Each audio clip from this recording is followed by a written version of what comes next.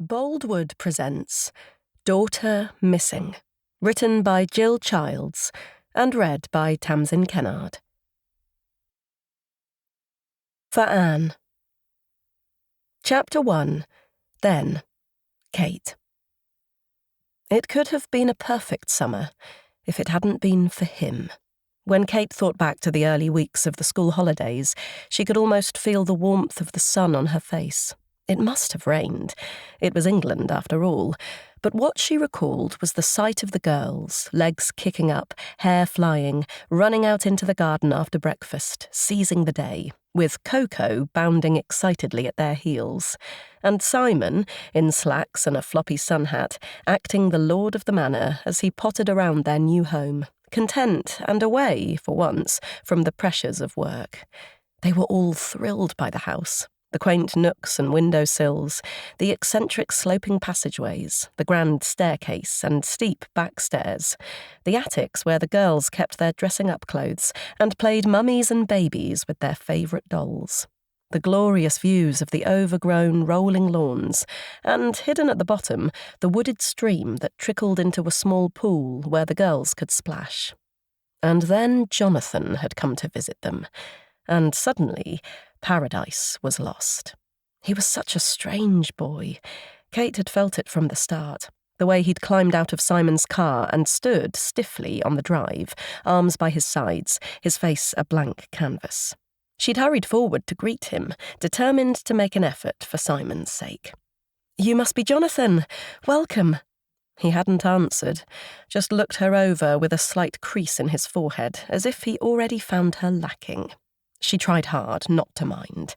She'd known, when Simon suggested this landmark visit from his estranged son, that playing the role of stepmum, even for a few days, wouldn't be easy. She adored her girls. There was no love like it. It had overwhelmed her from the start. There had been nothing in her life as special as the moment each of them was first placed in her arms, scrunchy and red-faced and glorious, and she'd whispered, "Hello, beautiful. Welcome to the world. I'm your mum." She'd do her very best to be even-handed and fair while Jonathan was here, but in her heart she knew it wasn't totally honest. Her daughters would always come first. She pushed back her shoulders and forced a smile. It was an awkward situation all round. She tried to imagine what it was like for Jonathan. After all, he wasn't to blame for any of this. Apparently, he'd barely known that Simon was his father until recently. This was the first time his mother had allowed him to come and spend time with Simon and his second family. Kate still wasn't clear why Jonathan's mother had thawed. She suspected that Simon had made overtures, perhaps even offered more financial support. He'd always been generous. Simon hated talking about his disastrous first marriage, and Kate had learned not to ask. He was never good at talking about his feelings, especially important ones. She blamed his upbringing and all those years at boarding school. But she sensed, from the little he had said, that he felt profoundly guilty, and perhaps embarrassed too, about his first wife and what a mess it had all been. Being a father to the girls was so important to him. He must have hated feeling that he was failing in his duty to his son, even if it wasn't his fault. "How was the train?" Her voice sounded more pinched than usual. "Come inside. I expect you'd like to see where you'll be sleeping." Jonathan stayed silent, just turned his head to look out at the grounds, taking it all in. "The girls are around somewhere." Her smile was starting to feel strained. "I'll call them in for lunch soon. You can meet then." He shrugged and said, almost under his breath, "I don't hang out with girls." Kate didn't answer. He was a 10-year-old boy. He was bound to be shy, meeting them all for the first time, meeting a father he'd never known. She took a deep breath. They'd muddle through. Besides, it was only for a few days. She ushered him indoors and glanced across at Simon. He was pulling the boy's suitcase from the back seat, shutting the car door. An old-fashioned, battered case. At lunch, the girls stared across at Jonathan with round eyes and nudged each other. Bella, the leader, asked the questions. What's your favourite colour? Mine's red. Clara's is yellow. He looked at her with disdain. Only babies like bright colours. Kate, listening, bit her lip. The girls were only trying to make conversation. They'd been excited about meeting this unknown half-brother. It appealed to their sense of drama. She glanced across at Simon, but he didn't catch her eye. She wasn't sure if he'd heard. Bella, undeterred, went on. Have you got a pet? We've got a dog, Coco. He's brown and white. He's a beagle. She looked round for Coco, checked under the table. I've got a horse, Jonathan said. 2 horses, actually. Have you? Really? Bella looked uncertain. What are they called? He didn't hesitate. Thunder and Starlight. Clara whispered to her sister, and Bella whispered back, and both girls giggled. Kate saw the boy flush. Of course, he didn't have horses. But even so, the girls shouldn't make fun of him. Don't whisper, please, girls, she said. It's not polite. Bella said, I'm going to be a vet when I grow up. I'll look after your horses if you like. Clara gathered her 6-year-old courage and spoke up. I'm going to be an astronaut. He sniffed, dismissive. Girls can't be astronauts. Clara flared at once. They can. Tell him, Mummy. They can, can't they? Of course they can, Kate said. Lots of women have gone into space. There was an awkward silence. The girls had finished eating and were kicking their legs, getting restless for dessert. The boy bowed his head over his plate. His shoulders were thin and tense. Kate wondered if the girls had noticed how badly his clothes fit. Everything looked a size too small. She'd have a word with them about it, make sure they didn't tease him. Bella, the peacemaker, tried again. So, what are you going to be when you're older? He said in a fierce rush, Rich, super rich. I'll have a bigger house than this, much bigger, and a whole stable of horses and my own helicopter. Simon set down his knife and fork. A helicopter, eh? Well, that's something. I could use one of those. He smiled benignly at Jonathan. He seemed oblivious to the boy's anger. Kate stood and started to gather the plates. She was supposed to be kind, to set a good example to the girls. It wasn't the boy's fault if he was awkward. He'd had a tough start in life. She took the crockery over to the dishwasher and stacked it. There was something in that boy's attitude that really rankled. He seemed to assume the 2 males, man and boy, were destined to be the ones making money, and he seemed so contemptuous of the girls, telling Clara that girls couldn't be astronauts. How dare he?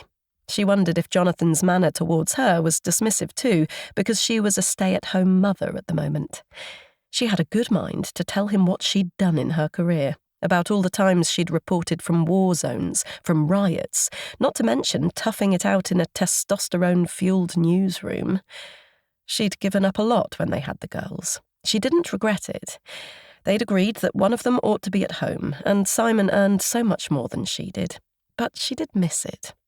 She shook her head and told herself to calm down. Jonathan had probably absorbed most of his attitudes from his mother.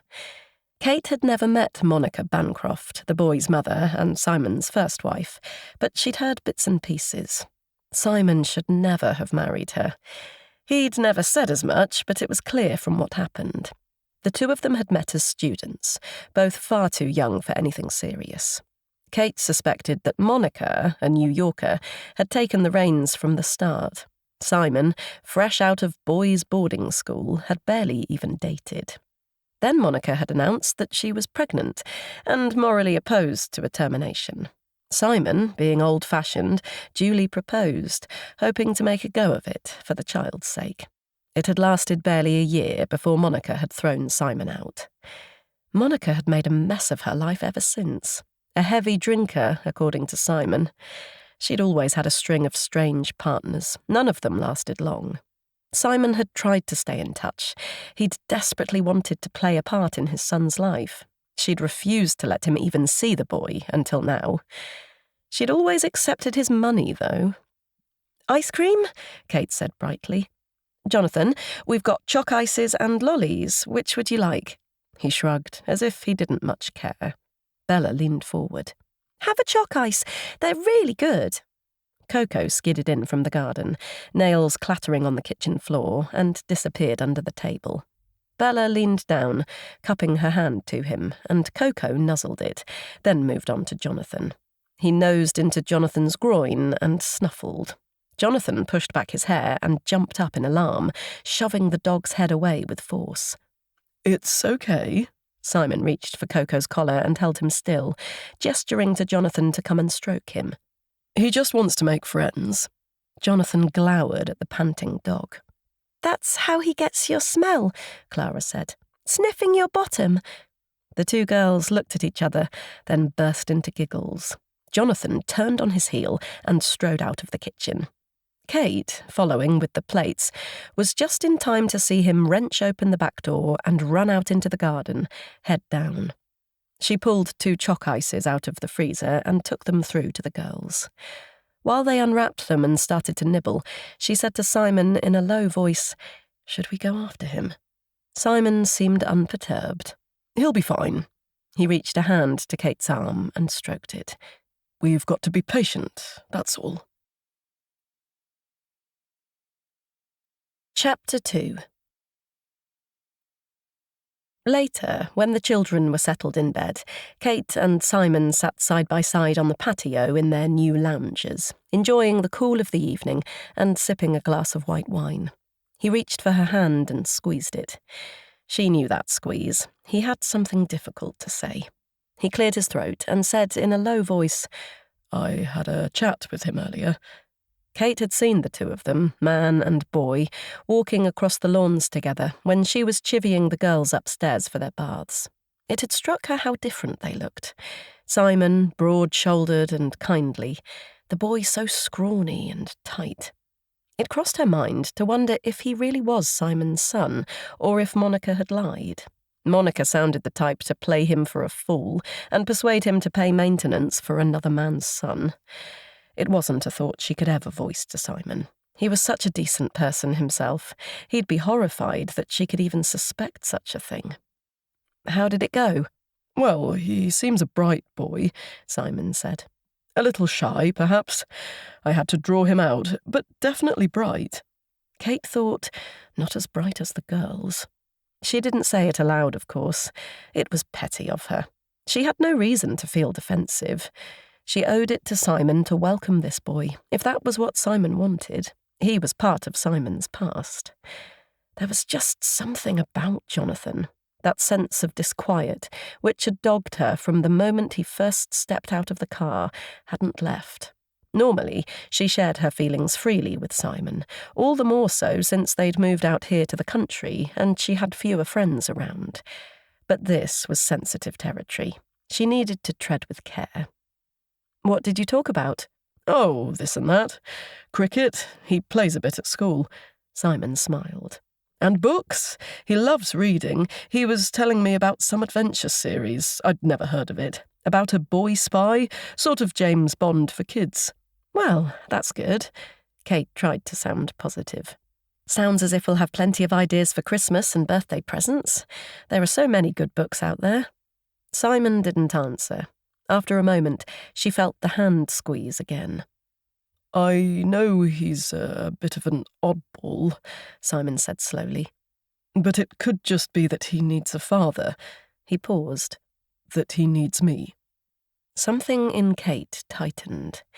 She wasn't sure how she felt about the prospect of Simon getting more involved with Jonathan from now on. She took a breath. It had to be Simon's choice. She'd known when she'd first met Simon that he'd been married before and had a son. She'd just never seen Jonathan until now. He was suddenly terribly real. She bolstered her resolve. If this was what Simon wanted, she should support him. "We've got plenty of room. He's always welcome." "Let's see how it goes." Simon gave her hand a final pat and withdrew it. "But yes, maybe this is my chance to step up to the plate, if his mother lets me." Kate stole a sideways glance at Simon. His face was calm, but she sensed tension in him too. She wondered if he was more uncertain about all this than he sounded. "You can only offer," she said. "You're already doing a lot." "Financially," she meant. She knew Simon sent his ex-wife a generous allowance each month. She didn't resent it. Simon always tried hard to do the right thing. She loved that about him. Besides, they were lucky. They could afford to be generous. Simon earned a lot and managed money carefully. Their new home was testament to that. She looked away, down the garden. A stout shadow emerged, snuffling, from the bushes, and scampered across the bottom of the lawn. Coco looked as if his beagle nose had latched onto some exciting new scent. Kate smiled.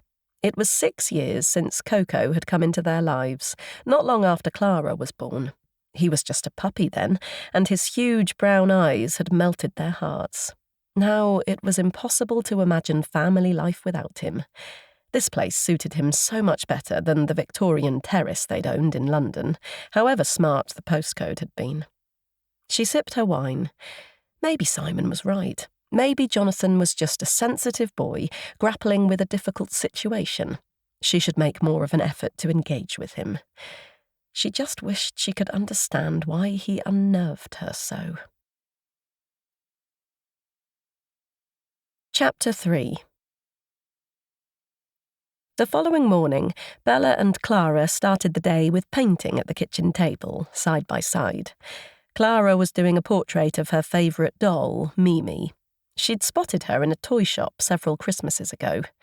Kate had been reluctant to buy her at the time. Mimi was made from cheap, hard plastic, with straw-coloured hair and garishly painted cheeks and lips. Kate had been sure there were much lovelier dolls, but Clara had been desperate for Mimi from first sight, with all the heartfelt longing a 3-year-old can bring to bear. Mimi had slept in Clara's bed ever since. Now, Mimi sat on the table with her legs splayed. Her hair, pulled, plaited and mangled over the years, hung in clumps around her head. The tip of Clara's tongue was just visible between her lips as she concentrated on doing Mimi justice. When Kate called Jonathan down and asked if he'd like to join them, his eyes ranged contemptuously over the two girls, their painting aprons, the jam jar of brushes and the watercolours. He nodded at Mimi. "What's that thing?" Clara looked up. "That's Mimi." "You still play with dolls?" "Mimi's special." Clara stuck her chin out defiantly. "She's my baby." Jonathan glanced down at Clara's painting, sticky with fresh paint. "Is that the best you can do?" Clara flushed and dipped her head. Bella squared her shoulders. "There's no need to be mean." Kate took a breath. "Would you like to join them, Jonathan? There's plenty of room." "I'll pass, thanks." He plucked an apple from the bowl on the sideboard, turned on his heel and sauntered out into the garden, a book in hand. Bella glared after him. "He's so rude." Kate bent down and kissed the top of Clara's head. "Don't let him upset you," she said evenly. "He must find it strange here, that's all." She stood for a moment at the window, watching Jonathan make his way across the lawn towards the trees. He paused as Simon, pruning his roses, lifted his hand and called out to the boy as he passed. Jonathan shrugged in response and carried on, disappearing a moment later into the copse. Clara, recovering, leaned forward to reassure her doll. "It's all right, Mimi. Don't be sad." Kate went back to peeling carrots for lunch.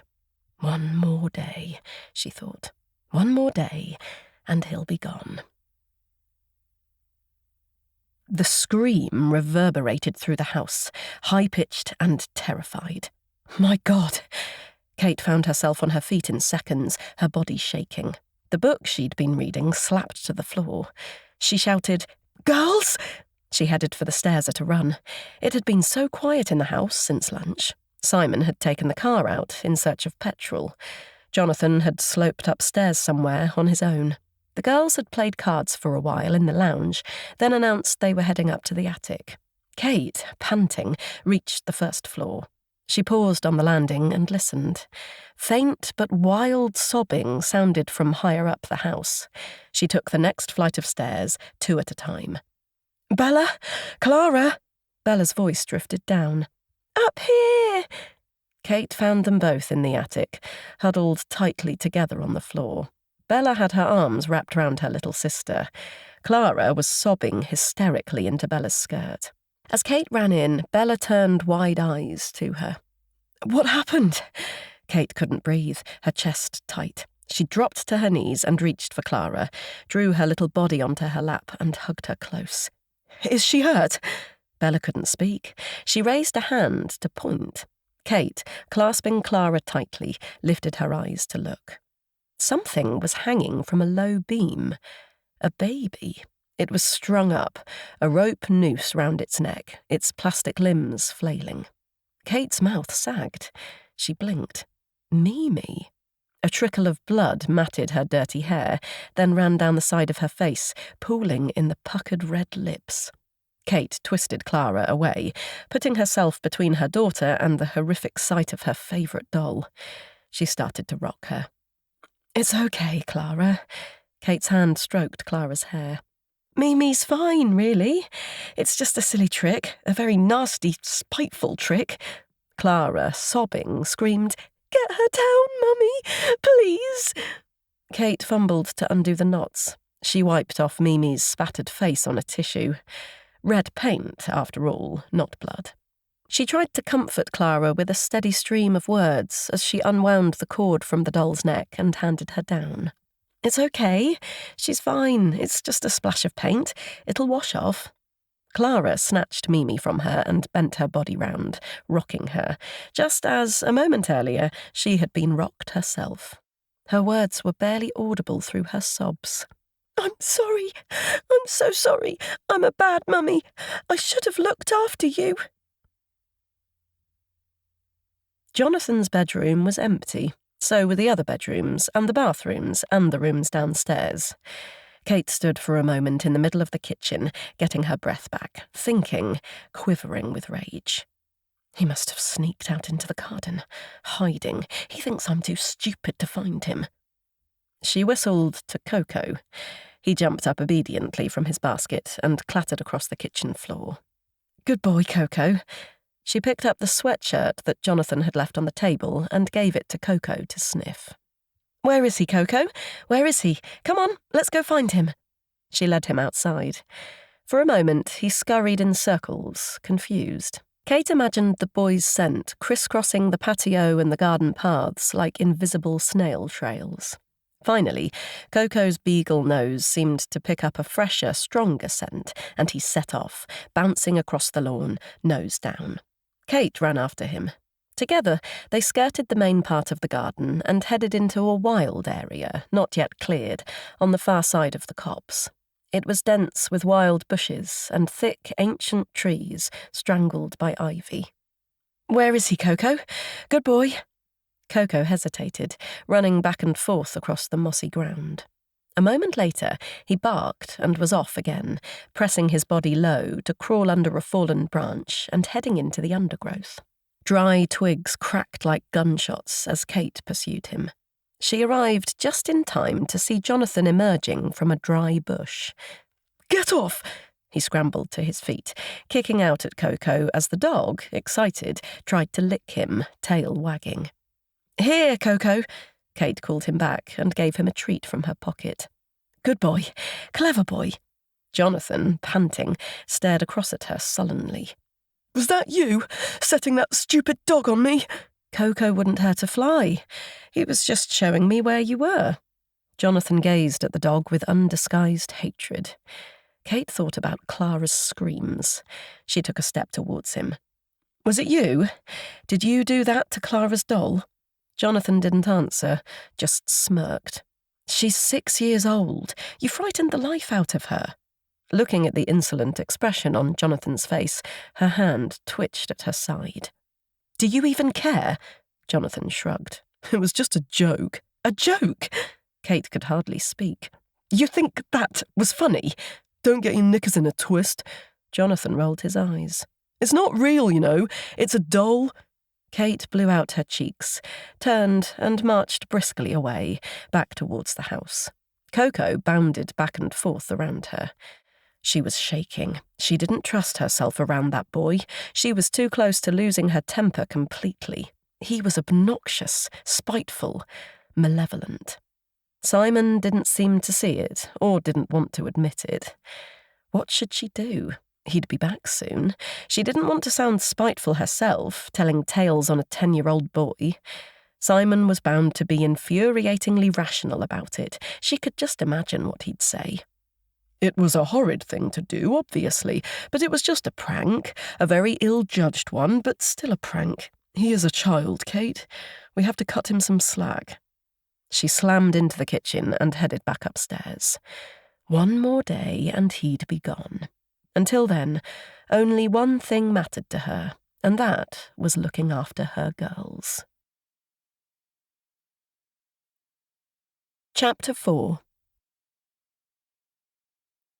The next morning, Kate found herself counting down the hours to Jonathan's departure. To compensate for her guilt, she made Jonathan an extravagant packed lunch for the train, adding a piece of fruitcake and 2 bars of chocolate. In the middle of the morning, Simon appeared in the kitchen, carrying Jonathan's case. "We should probably go," he said. "It's a bit early, but he mustn't miss his train." Kate didn't argue. The girls had disappeared together somewhere, off with Coco, probably. In other circumstances, she would have called them and insisted that they say goodbye. Today, she didn't. Jonathan appeared in the doorway. She handed him his lunch, then leaned in and gave him an awkward peck on the cheek. His face was inscrutable. "Thank you so much for coming to see us," she said brightly. "I hope it's been fun." He didn't answer, just headed outside to the car. She stood on the gravel and watched as Simon settled into the driving seat. Beside him, Jonathan strapped himself in. It was as Simon started to ease the car out of the drive that Kate thought she caught, through the passing blur of reflections across the passenger window, the gleam of Jonathan's odd smile. "Where's Coco?" Kate looked at his bowl, puzzled. It was untouched since she'd put it out that morning. That wasn't like Coco. He loved his food. Bella, drawing a picture at the table, shrugged.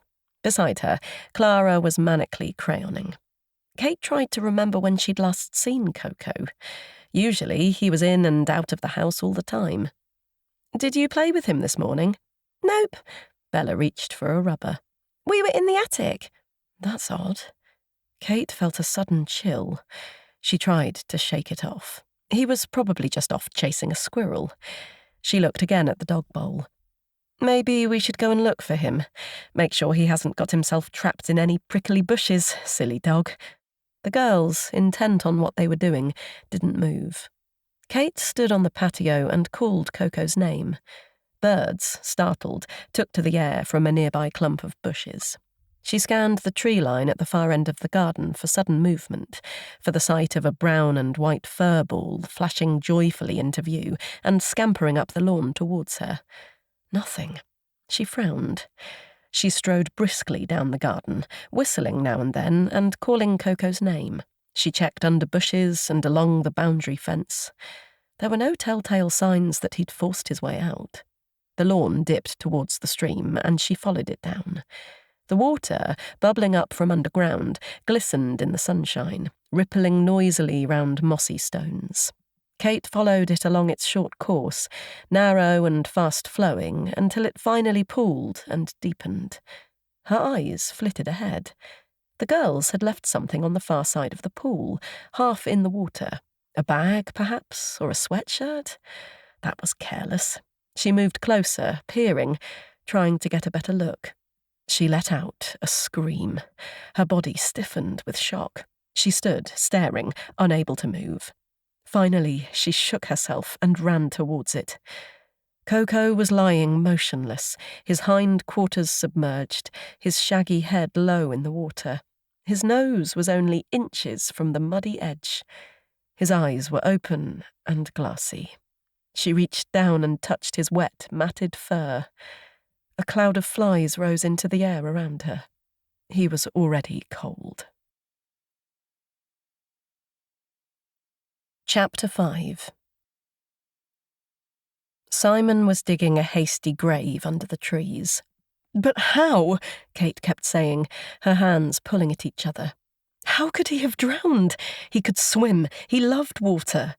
Simon threw his grief into digging, pressing his foot on the shoulder of the spade and gouging the earth free with a sudden, violent release. Clods flew and settled. "I don't know," he panted. "Maybe he was spooked by something and panicked." Kate shook her head. She imagined Coco flailing desperately in the water, frightened, unable to breathe. She thought of the girls inside, kept away, sobbing and clinging to each other. She thought about Jonathan and his cold strangeness, and the hatred she'd seen in his eyes as he'd glared at Coco the previous day. The boy's parting smile glimpsed through the glass. "He did it! Jonathan!" She paused, feeling the weight of the accusation. "He drowned him!" "Jonathan?" Simon sounded astonished. He clearly understood nothing at all about the boy. She heard herself say, "Out of spite." Simon paused in his work and leaned on his spade, breathing hard. "That's a terrible thing to say." His face darkened. "Honestly, Kate," he broke off, turning back to his digging. A moment later, he added, "I know you're upset, but—" Kate folded her arms across her chest. "He hated Coco. I told you how he glared when he was hiding out here and Coco led me straight to him. It was chilling." Simon looked up. "He's a child, Kate. Yes, he's difficult, I can see that, but that doesn't mean—" She took a deep breath. "I don't want him coming here again, Simon. I'm sorry." Simon shook his head. For a moment there was silence between them, filled only by the soughing of the breeze in the trees and the sharp, bright song of a robin. Finally, Simon said quietly, "You don't mean that?" "I do." Her jaw was set. "You see him on your own, if that's what you want. That's up to you, but I don't want him near the girls. He's upset them terribly in the last few days, even before this." She gestured at Coco's inert body. "There's something wrong with that boy, Simon. Terribly wrong." "Kate, please." His voice was imploring. "You can't really—" Kate didn't stay to listen. She turned abruptly and strode back up the lawn towards the house to be with her grieving girls. There was no point in arguing about it. Simon couldn't see the darkness in Jonathan that she saw. She couldn't even articulate it. It went beyond insolence and rudeness. She thought about Mimi, hanged in the attic, and about Coco. Angrily, she wiped away tears. She'd never be able to prove that Jonathan had killed Coco. She'd never convince Simon, but in her own mind, she was certain. He'd done it out of malice because he'd taken against the dog and he knew how much she and the girls loved him. He'd sensed, at the age of 10, exactly how best to hurt them. Chapter 6. 6 years later. Kate went alone to the solicitor's office. This was Simon's world. This man, David Reed, was his friend, not hers, a pal from his school days. She was angry with David because, really, she was angry with Simon. Her husband had no business leaving her. He'd lied when he'd said they'd grow old together. Missing him was too crushing a weight to bear. She sat in the waiting room, her eyes ranging unseeing over the dusty bookshelves and framed certificates. She was still trying to recover from the horror of the funeral. Clara's thin face, white with shock. Ankle socks had made her 12-year-old legs look all the more gangly beneath her black dress. Bella, 2 years older, was taller and already womanly. They'd looked so lost. Kate didn't know how to shield them. It was overwhelming. The musty smell of the church, steeped in centuries of incense and the smoke of snuffed candles. The murmuring voices and faces turning to see, the horror of the wooden coffin with its polished brass handles, and the knowledge that inside lay the still, cold body of their father. None of it seemed real. It had happened so suddenly. Simon had left for work as usual, settled in his favourite corner seat on the train, and at some point in the journey simply slumped, as if he'd fallen asleep. No one had even noticed until they reached Paddington, and by then it was too late. He had no business having a heart attack. It wasn't fair. He'd played tennis days before. Now, David Reed swept through and ushered her into his office. He was professionally soft-voiced and kind, full of apologies for keeping her waiting. He offered her coffee and discreetly set a box of tissues on the table in front of her while he fussed with the coffee machine. She heard Simon's voice in her ear, his wry jokes about David's rapidly receding hair, his spreading paunch. She sensed Simon sitting there beside her, secretly rolling his eyes when David spilt milk on the counter and made a performance of wiping it up. Finally, when he sat down with his file of papers, David drew a pair of gold-rimmed glasses from a spectacles case and set them on the end of his nose. He looked Dickensian, with his glasses and balding pate. All he needed was a tall stool, quill, and ledger. She'd make a story out of this later for Simon, she thought. Then her stomach fell away, a missed step in the dark, when she remembered he'd gone. Because almost everything passes to you, you're not liable for inheritance tax, David was saying in a plodding, funereal tone. We do have to apply for probate, but that should be straightforward. In the meantime, with regard to your joint accounts, you can access funds as normal. He pulled a printed sheet from the file and slid it across the table to her. I've made a list of the institutions you need to contact to inform them of Simon's passing. Banks, investment houses, and so on. Simon's death, she thought. Her husband had died, not passed or crossed over or been borne away on the wings of angels. Simon hated euphemisms, and so did she. You'll find that most require a certified copy of the death certificate. He removed his glasses to look her in the eye. If there's anything you need help with, Kate, anything at all, I can only imagine how hard this is for you. She reached for her coffee. Money didn't matter. Nothing mattered. But she supposed she was wealthy now. Everything, the business, the house, her husband's savings and investments and private pension, was hers. The girls would be well provided for, at least. Something snagged in her mind. She blinked. You said almost everything passes to me? They'd made the wills together, soon after the girls had been born. They'd been simple mirror wills, which just left everything to each other. Had he changed his without telling her? No, Simon would never do that. David cleared his throat. There is one additional bequest. I'm sorry, I thought you'd be aware. He reached across the desk and set a printed copy of Simon's will in front of her, then indicated a paragraph with a stubby finger. Just here. To my son, Jonathan Bancroft, the sum of £30,000. She felt her heart rate quicken.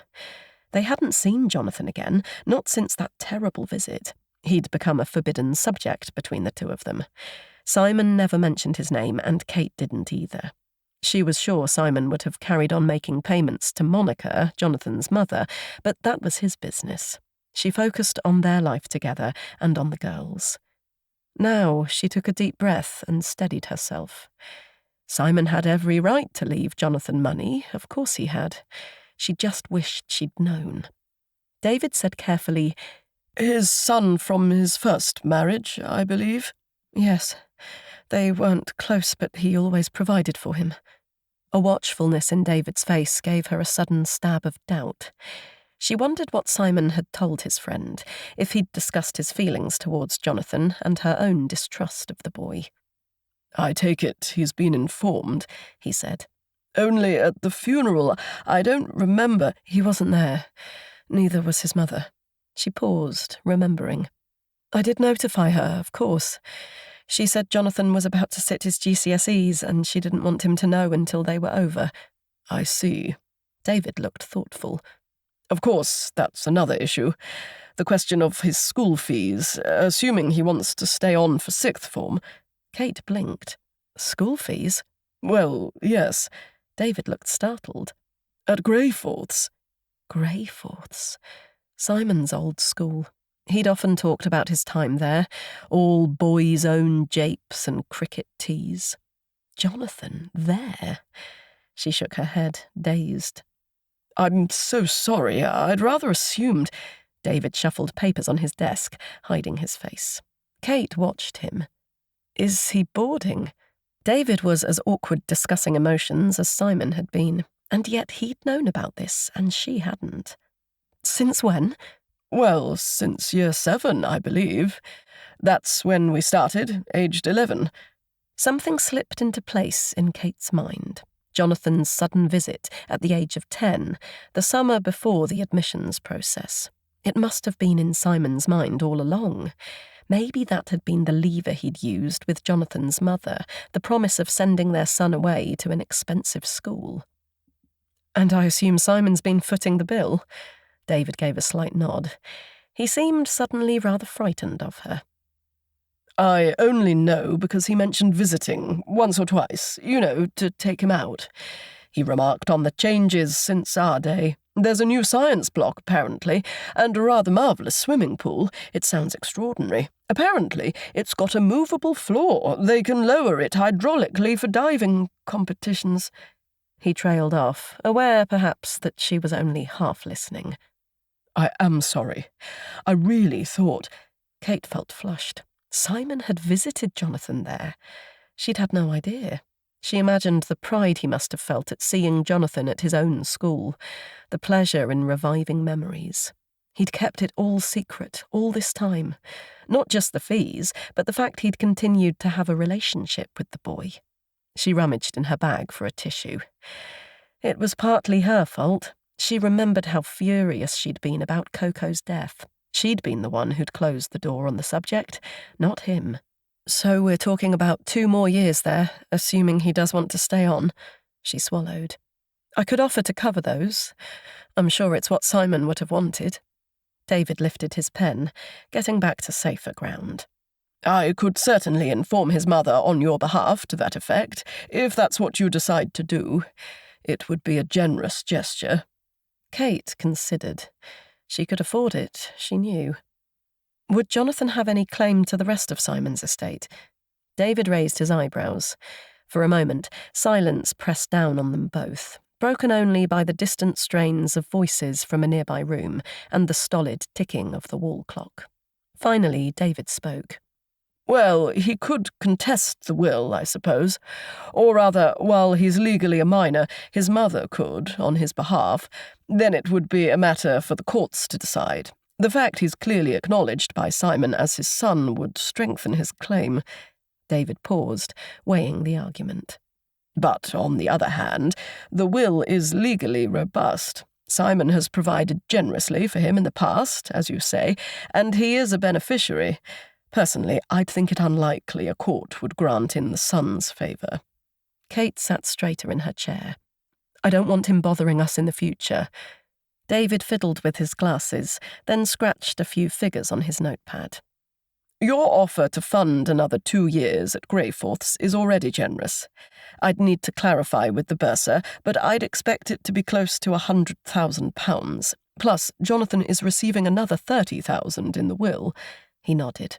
I could draw something up, making it clear that if his mother chooses to accept your offer, they won't attempt any further claims. She paused. Is that legal? David looked thoughtful. It's not watertight, legally speaking. He might argue in the future that he wasn't able to give an undertaking himself because he was underage. But if he did decide to take you to court, it would certainly help your defence. Kate exhaled. Good. I'll prepare something and send it across to you. Kate blew out her cheeks. She thought about the strange, cold little boy who'd stayed with them that summer, years ago, and the bloated body of their beloved Coco. Thank you, she said. Let's hope that's an end to it. In the coming weeks, grief stalked them. It lay in wait in unexpected places. In the smell of Simon's dressing gown, stray hairs still clinging to its collar. In the junk mail that continued to arrive for him, offering discounts on his favourite brands of shirts and sweaters. In the lawn that grew lavishly without him to cut it. David sent a legal document to Monica, outlining the offer of school fees and the understanding that no further claim would be made on Simon's estate. Kate didn't know how much say Jonathan had in the matter, but Monica duly signed it. Kate heard nothing from Jonathan himself. She didn't expect it. He'd probably forgotten about them all long ago. Then, a week after the £30,000 had been transferred into a savings account in Jonathan's name, Kate received something odd in the post. There was no letter, no note in the envelope, just a faded, rather crumpled picture cut roughly from a colour magazine. It showed a brown and white beagle, very similar to Coco. She turned it over with a frown. It wasn't an advertisement. She had no idea why anyone would have posted it to her. She went to drop it in the recycling. It was only then that she noticed something strange about it. The paper had been cut. It was a careful, surgical slice, as if by a razor. She held it up, curious. It ran horizontally across the picture, for all the world as if someone had deliberately severed the dog's head from its body. She shivered, crumpled it into a ball, and threw it away. Chapter 7. Damien. London, 4 years later. Bella had dyed her hair. Damien kept his face neutral, but inside he frowned. He could tell, even at this distance, she shouldn't have done that. The blonde streaks were tacky. They made her look cheap. She owed him more than that. He'd come to London for her, given up his new life in Amsterdam as an up-and-coming wheeler-dealer, and headed here to find her. For 2 years now, since he'd left school himself and started making his way in the world, he'd bided his time, tracking her and her sister on social media. She had no idea how well he knew her. He'd noted every photograph they'd posted, the exotic holidays they'd taken with their mother, the girls' faces smiling and bronzed, the family gatherings at that picturesque house in the country, summer get-togethers on the patio. He remembered it well. Christmas drinks in front of a burning log fire. Bella had blossomed into a beauty. She'd looked so pleased with herself as she and her friends celebrated their end-of-school exam results. "King's College London, here I come. Look out, world." It had been the cue he'd been waiting for. Now, for the last hour or so, he'd been following her in Oxford Street. Yes, he definitely preferred her hair before, when it had been completely brown, her natural colour. It had suited her much better. She drifted in and out of boutiques and emerged with purchases in firm, square bags with rope handles. Plumes of red tissue paper rose like flames from inside. She treated herself in a smoothie bar, then spent an hour in a tech store, browsing the latest models of smartphone and chatting with a sales assistant before finally emerging with a new phone in a glistening box. He watched. Afterwards, he followed her all the way back to her student halls. He saw her stop and pull out her new clothes, tear off the labels and stuff them roughly into her rucksack, then discard the shiny packaging in a nearby skip. He'd smiled to himself. They were two of a kind, after all, he thought. Chameleons.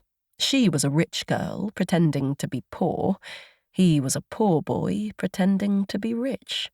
The difference was that one day soon, he really would be.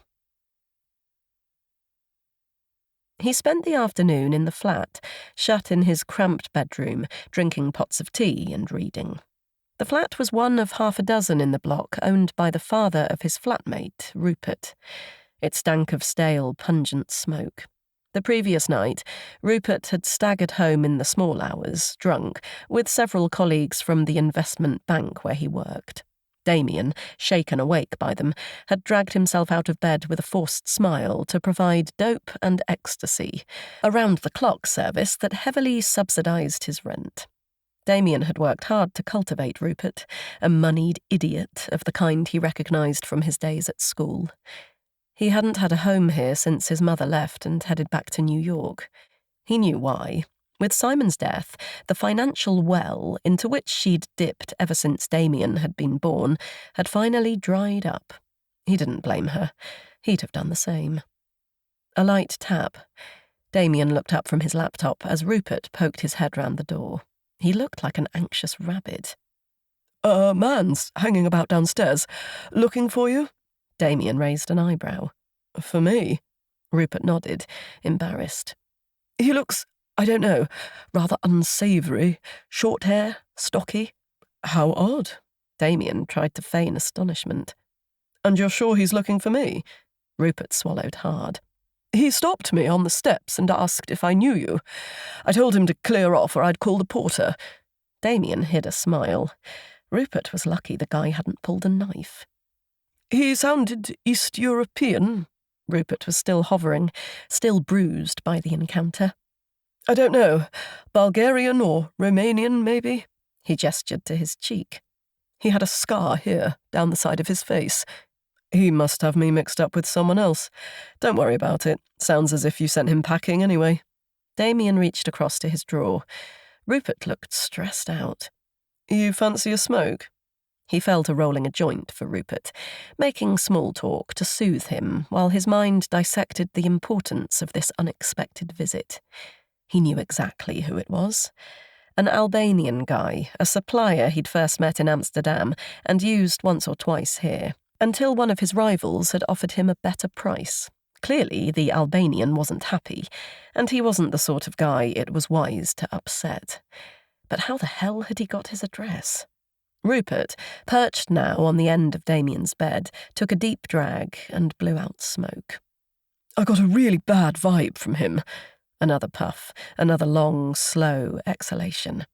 I don't know. He looked really dodgy. Damien smiled benignly back. Don't worry. Like I said, it's probably a mistake. I doubt he'll be back. It wasn't a mistake. Of course he'd be back. Damien shut down his laptop, thinking fast. As soon as he could, he should head back to Amsterdam. But first, he had an old score to settle. Chapter 8. Bella turned into the Old Witch and hurried towards the entrance to Bush House. Damien smiled to himself as he followed. He knew exactly where she was heading. The same place as the previous Friday night. She should be more street smart and vary her routine. You never knew who was watching. He breezed through security with a smile and headed to the first-floor student bar. It was rammed. The thumping music vibrated through his body, setting his teeth on edge. He had to brace himself to press his way in through the stink of male sweat and spilled beer. It wasn't just the fact he was several years older than the rest of this crowd. Sticky floors and blocked toilets had never been his style. He eased his way through the press of hot bodies to her side and tapped her on the shoulder. He had to press in close to make himself heard in the din. Her perfume, mellow and expensive, reached for him. Excuse me, but weren't you in Antigone? Eurydice, weren't you? He glanced at his feet as if he were suddenly shy. Handmade shoes, well polished. You were fabulous. Bella smiled.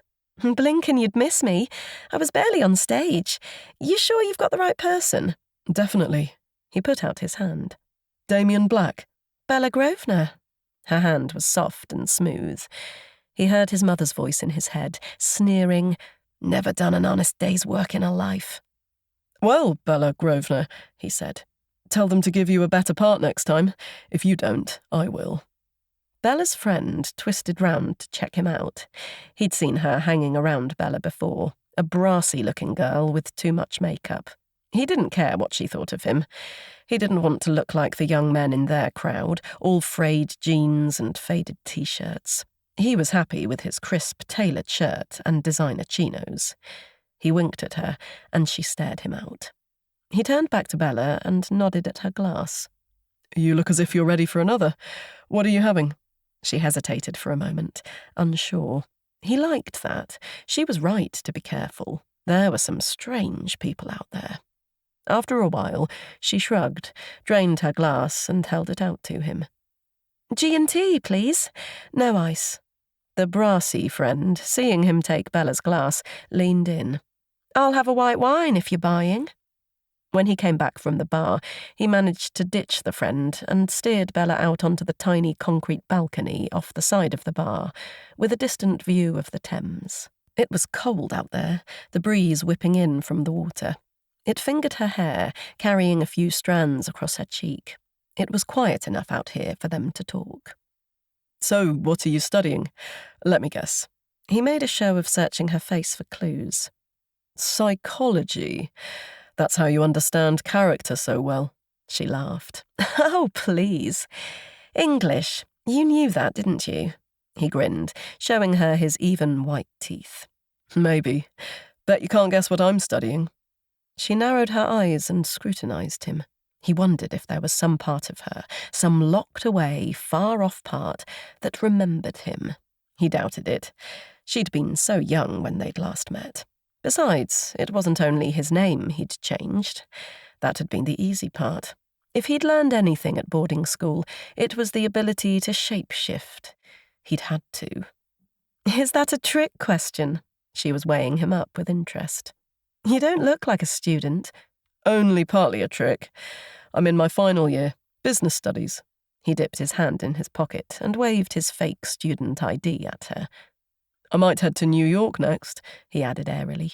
I've got dual nationality. That part, at least, was true. Her eyes brightened. Cool. Lucky. New York's such a great city. I just spent the summer there. I know, he thought. I've seen the photos. Picnics in Central Park, parties, gigs, always surrounded by beautiful people. No gap year, then? Bumming around for a year, she shrugged. Nah, never really appealed. He almost laughed at that. He already knew the reason, that she'd had to stay on for an extra year at school to retake 2 of her A-levels. Let her have her dirty little secret. I spent a year in Amsterdam before uni. He thought of the network of drug pushers and pimps he'd cultivated in his time there. Met some great people. Learned a lot, too. She considered him. You sound like my sister. She's still in 6th form, but she's already got a map of Europe stuck on her wall. She's got all sorts of crazy plans for next year. He nodded, filing the information away. She rattled on. So, what are you going to do in New York? He named one of the city's top investment firms and saw that it